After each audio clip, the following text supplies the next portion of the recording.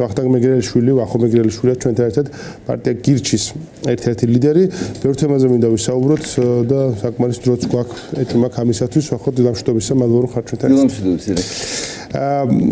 გუშინ ბევრი სიტყვა მოვისმინეთ იმასთან დაკავშირებით, რა მნიშვნელოვანი არის თურმე მართველი რეჟიმისათვის ქართული ოჯახი და ძირითადად მოვისმინეთ სადღეგრძელოები. პირდაპირ ვიტყვი, არაფერი არსებით ამ კუთხით ხელშესახები არ მოგვისმენია რა დღესია ქართული ოჯახი ფინანსურად, როგორ ახერხებს ქართული ოჯახი გაუმკლავდეს ჯანდაცვის, განათლების პრობლემებს, მისცეს საკუთარ შვილებს ის რის მიცემაც უნდა.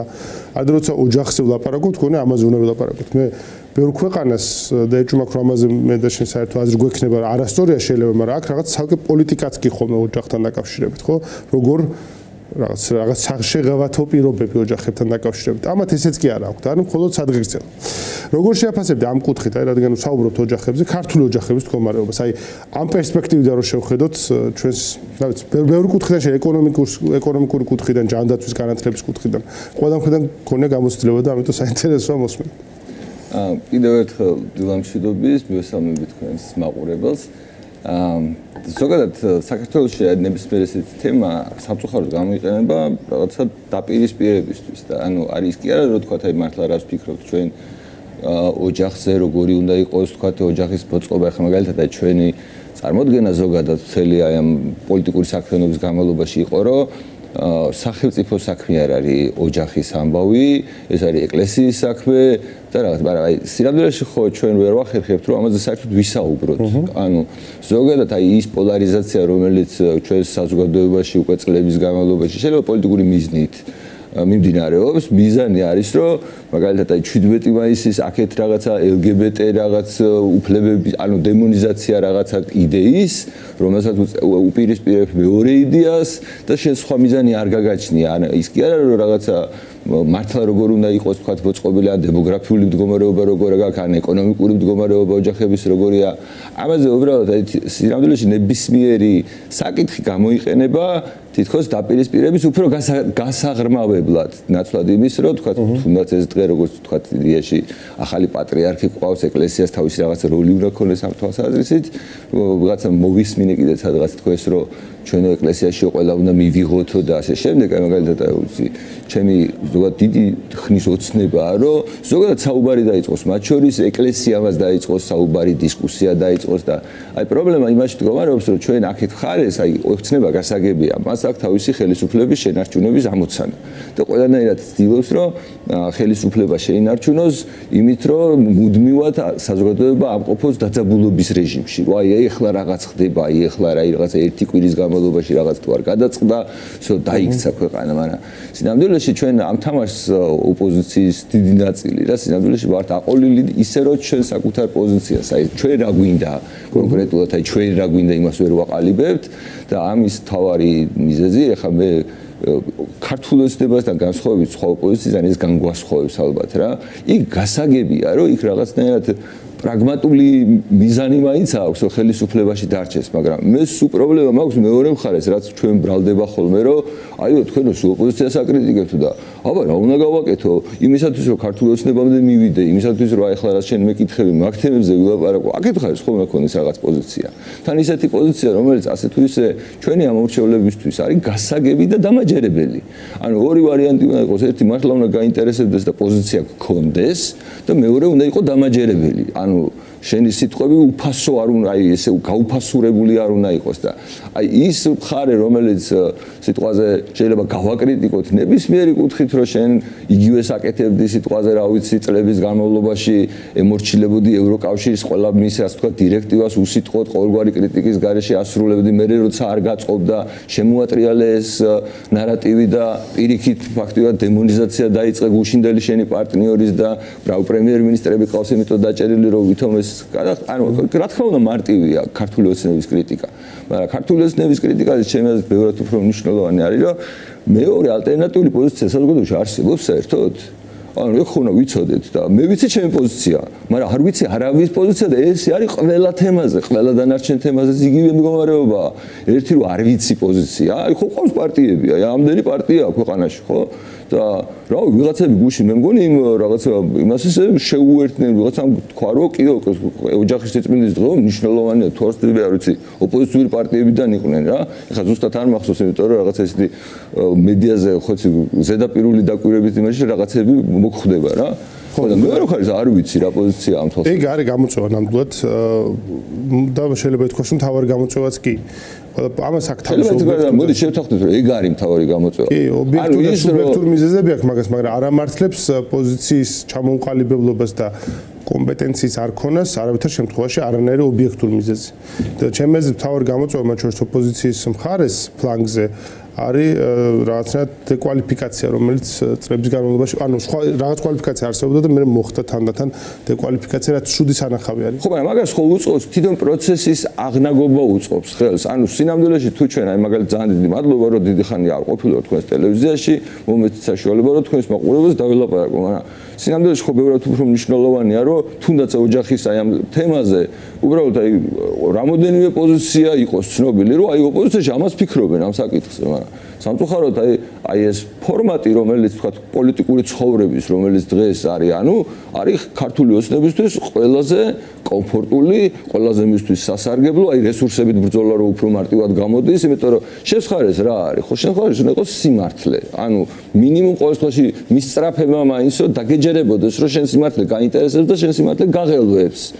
და შენ თუ ამაში ვერ არწმუნებ ამ მომრჩეველს მეორე მხარეს იმდენი რესურსები აქვს რომ ამაზე უკეთეს ტელევიზია აქვს ამაზე უკეთესად დაფინანსებული პროპაგანდისტები ყავს ბევრად მეტი ყავს იქ გასაგებია რომ ხელისუფლებაში რო ხარ უზარმაზარი შესაძლებლობები გაქვს როგორც ადამიანური რესურსის თვალსაზრისით ისე ფინანსური რესურსის თვალსაზრისით და აქეთ მხარეს ერთადერთი იარაღი ძლიერი იარაღი რომელიც ამას შეიძლება დაუპირისპირო არის სიმართლე გასაგებია, მოდი ვილაპარაკოთ იმაზე, რაზეც დავშეკითხვა მაშინ ამ ოჯახთან დაკავშირებით.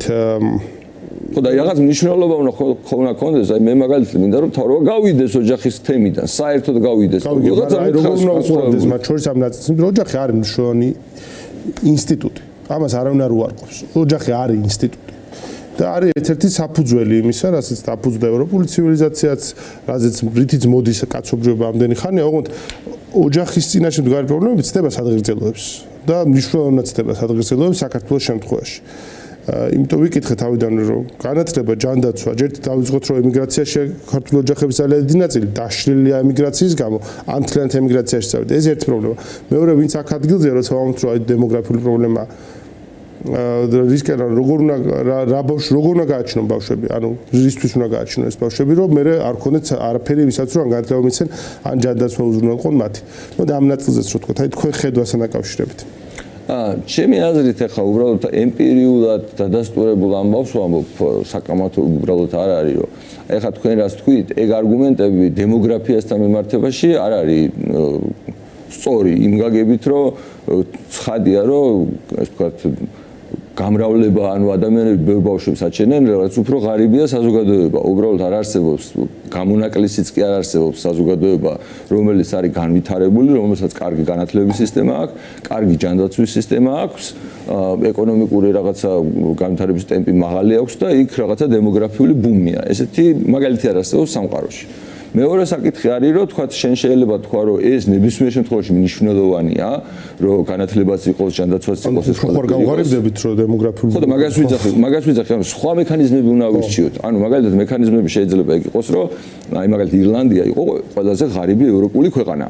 მაგრამ რაღაც მომენტში აი ეს დემოგრაფიული ტრენდი ემიგრაციასთან მიმართებაში შეიცვალა. ირლანდიელები, რომლებიც წასულები იყვნენ, მას მერე რაც ირლანდიელებს ევროპაში ყველაზე მდიდარი ქვეყანა გახდა, ბუნებრივია, რომ ეს მიგრაციის მიმართულება შემოტრიალდა და შეიცვალა ფაქტობრივად. ანუ ირლანდიელებმა დაიწყეს დაბრუნება ქვეყანაში. ანუ შენ სინამდვილეში აქ უნდა გქონდეს ისეთი პერსპექტივის განცდა, მიუხედავად იმისა, როგორია შენი ეკონომიკური შესაძლებლობა, რომ ჯერ ერთი ადამიანებს სტიმული არ ქონდეთ, რომ სულ იმაზე იფიქრონ, როგორ წავიდნენ ამ საზოგადოებიდან ერთი და მეორე ვიღაცას შეიძლება და დაბრუნება უნდათ. მათ შორის აი ჩვენ ხშირად საუბრობთ ხოლმე, რომ მაგალითად ირანში რო არის, თქვათ ომი, რომელშიც აი რა ვიცი, ახლა თუ ვინმე გვახსენდება კომპაქტურად სადღაც ქართველები რო ცხოვრობდნენ, რომლებმაც რაღაცა სასწაული ჩაიდინეს და ფერეიდნელები არიან რა, რომლებსაც ემუქრებათ რაღაცა რისკი, იმიტომ რომ იმ ქვეყანაში დაძაბული მდგომარეობა. გვაქვს იმის პოლიტიკა, რომ საერთოდ ვილაპარაკოთ იმ თემაზე, რომ ეს ადამიანები რაღაცნაირად შემოუშვათ ქვეყანაში, მარტივად მივცეთ აქ ცხოვრების შესაძლებლობა. ან მაგალითად ქართველები, რომლებსაც დაკარგულია სუფთა იურიდიული ნორმების გამო საქართველოს მოქალაქეობა, რუსეთში 90-იან წლებში წასული ოჯახები და კი ბატონო, რა თქმა უნდა, ანუ ტექნიკურად მოქალაქეობა იქით ტექნიკურად მოვაგვაროთ ის პრობლემები, რომელიც ჩვენზეა დამოკიდებული რა. ახლა რა ჩვენზე არ არის დამოკიდებული, იმ პრობლემებზე ლაპარაკ შეიძლება დიდი აზრი არ ქონდეს, მაგრამ არის რაღაცები, რომლებიც ჩვენ შეგვიძლია აქ ისე გადავწყვიტოთ, რომ აი პრობლემები მექანიკური ხო მინიმუმ დავეხმაროთ ამაში, როგორც მოქალაქეობა მივცეთ, ანუ ყოველ შემთხვევაში ვილაპარაკოთ, რომ ვინ შეიძლება იყოს საქართველოს მოქალაქე, მაგალითად რაღაც 90-იან წლებში სადღაც რო ჩარჩა ადამიანი და იმას რო შვილი გაუჩნდა და იმის შვილს რო საქართველოს მოქალაქეობას უბრალოდ არ ვაძლევთ. რამდენად ნორმალურია. ქართველებს რომელიც ახლა ამერიკის მოქალაქეები გახდნენ, ხო თქვათ. აი ბოლო 10 წელიწადში დასრულებზე ვიძახ, რამე უფრო შორს კი არა. და ორმაგი მოქალაქეება უნდათ, რომ სამშობლოსთან მას შეინარჩუნა. ესეც კი დიდ პრობლემასთან და თავის კილთან არ დაკავშირებული. იგივე, კი ბატონო.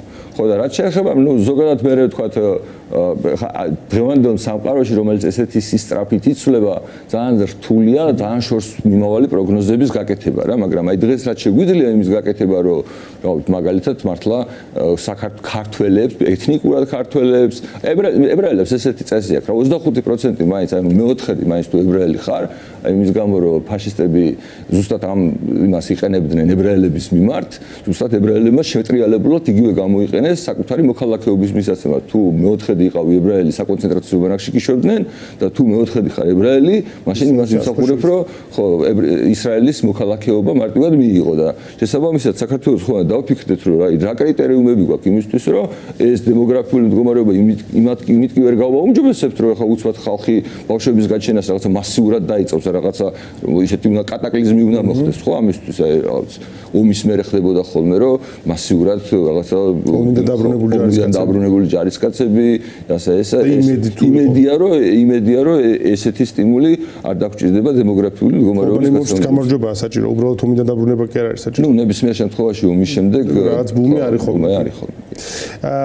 როცა ვლაპარაკობ ჩვენ ხან ბოლო დროს ფასები გახდა მნიშვნელოვანი თემა და ამ თემასთან დაკავშირებით ნახეთ არ ვიცი 6 თვიანი კამპანია, რომელიც შეიძლება ენციკლოპედიაში კი შეიტანო იმდენად სიტყვა ფიასკო კარგად ახასიათებს ამ კამპანიას, იმიტომ რომ წამოიწყეს კამპანია, რომ ქვეყანაში მაღალი ფასებია, უნდა დავადგინოთ საიდან არის, კომისიაში შევქმნით, რომ შევამციროთ ეს ფასები და მე დაასკვნოთ, რომ ქვეყანაში მაღალი ფასები არ არის და ამ კომისიის მიზანი საერთოდ არ იყო შემცირება, ეს რაც უფრო სამეცნიერო კონფერენციასავით იყო ეს.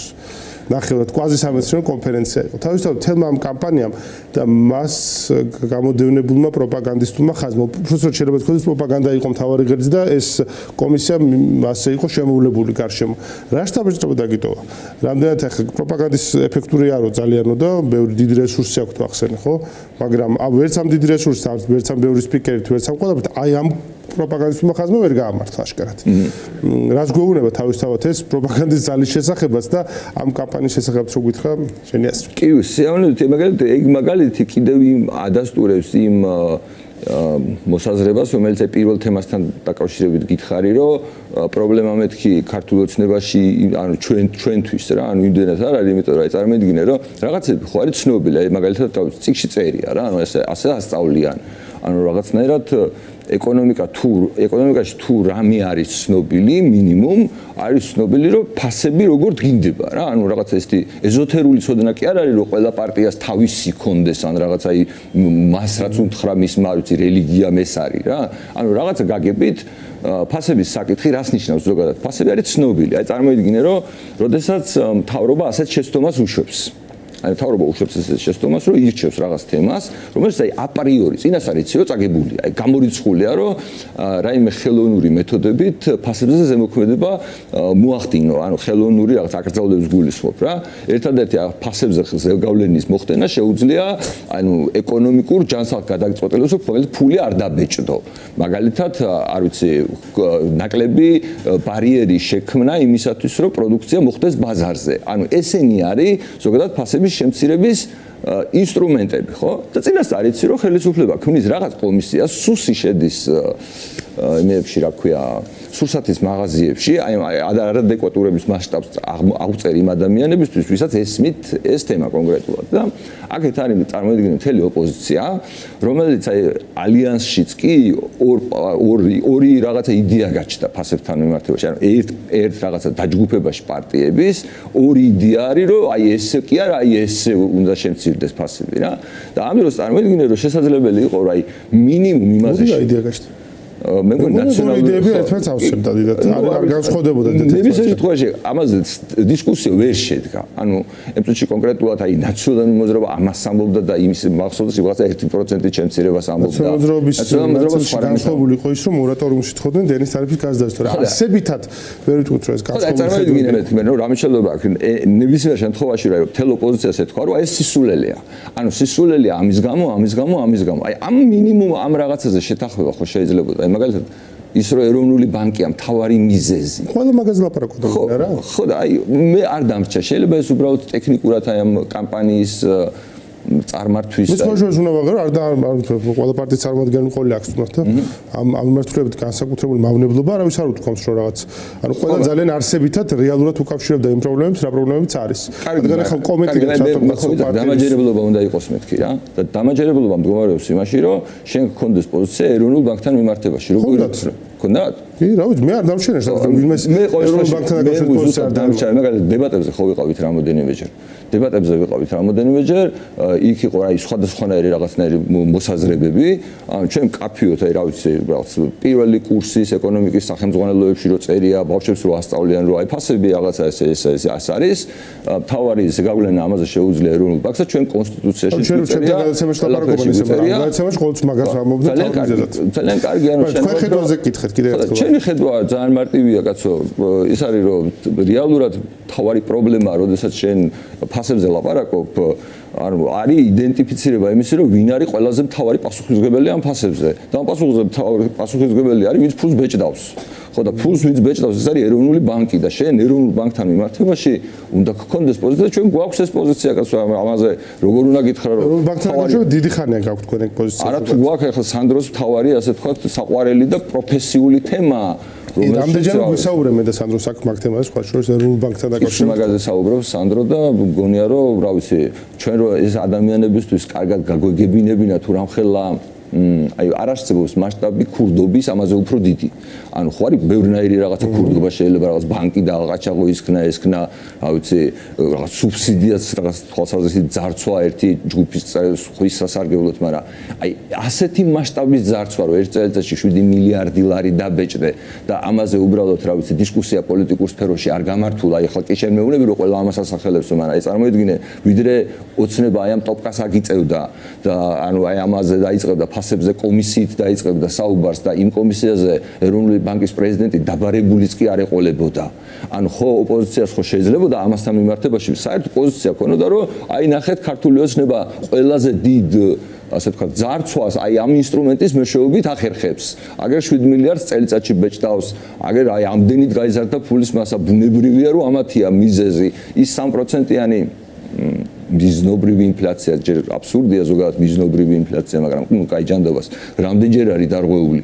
ხო და ამის შესახებ აგერ პარლამენტში, როდესაც ჩვენ 2024 წლის პარლამენტში ვიყავით, უბრალოდ იმას ვითხოვდით, რომ პარლამენტას ინფორმაცია ქონოდა იმის შესახებ, რას აკეთებდა ეროვნული ბანკი. ანუ აი თუ ვიზახით, რომ აი ქვეყანაში ფასების არ არის მარტო პრობლემა, დახურული სისტემის პრობლემაა, პრობლემა იმაზე, რომ უბრალოდ ფიზიკურად არ არსებობს მექანიზმი, როგორ შეიძლება ხალხის წარმომადგენლებმა, ანუ დეპუტატებმა თავიანთი რეალური ფუნქცია შეასრულონ, იმით რომ მონიტორინგი განახორციელონ იმ ორგანოებზე, რომელზეც კონტროლი ევალებათ.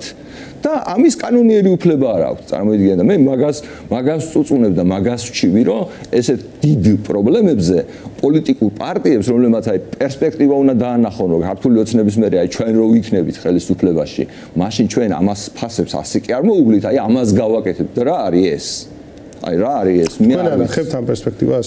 სამწუხაროდ ჩვენ ვერ მოვახერხეთ, ჩვენი უბედურება იმაში მდგომარეობს, რომ ჩვენ ვერ მოვახერხეთ დაგვერწმუნებინა ამ მომრჩეველი, რომ ის ოპოზიციის ის მდგომარეობა, რომელშიც ის არის მთავარი პრობლემა, ანუ სინამდვილეში ჩვენ რაღაცნაირად ორ იმაში გავიჭყლიტეთ, ხო? ერთი ქართული ოცნება, რა ვიცი, 1000-ნაირი ცილის წამებით და 1000-ნაირი, რა ვიცი, სექტანტი ისა, ეს 1000 მილიონი რაღაცა იყო და მათ შორის რაღაცა დაბლოკვა მედიაში და იგივე მეორე მხრიდან, სადაც უბრალოდ საუბრის შესაძლებლობა არ იყო მთელი ამ პერიოდის განმავლობაში და რაც მივიღეთ, ის არის, რომ ჩვენი პოზიცია დარჩა ხმად მღაღდებლისა უდაბნოს და შინა. ხო დასრულდა ეგ რაღაც ქართული ოცნების მხრიდან უნდა რაღაც სხვა ტიპის დინამიკაა, ხო თქვენ განვითარებაში. ანუ ის რაღაც იმაში რა ქვია, დებატების წამოწყებით, ალბათ აი დებატები რაც წამოიწყო ქართულმა ოცნებამ, რომელშიც ჩვენ ნებისმიერ დებატებში მონაწილეობა. გაქვთ შესაძლებლობა ამ კუთხით მე ჭუმაკ რა ასე უყურებთ ამ სტუმრობასაც და სტუმრობებს ალბათ იმედის ეთერში, რომ იქ ელაპარაკებთ ოცნების სამომრჩეველს, აქ ოპოზიციურ ამორჩეველს. ზუსტად. ასე ხელოთ ეს შესაძლებლობა დამიტოვა ამ საუბარმა. მე ყოველთვის ასე ოპოზიციურ ვუყურებ. პარტიებზე იმდენი საუბრეთ, რომ რაღაცნაირად მგონია რომ ოპოზიციურ პარტიები ოპოზიციურ ამორჩეველს ესაუბრებენ. რა თქმა უნდა, ზუსტად ეგ არის, რომ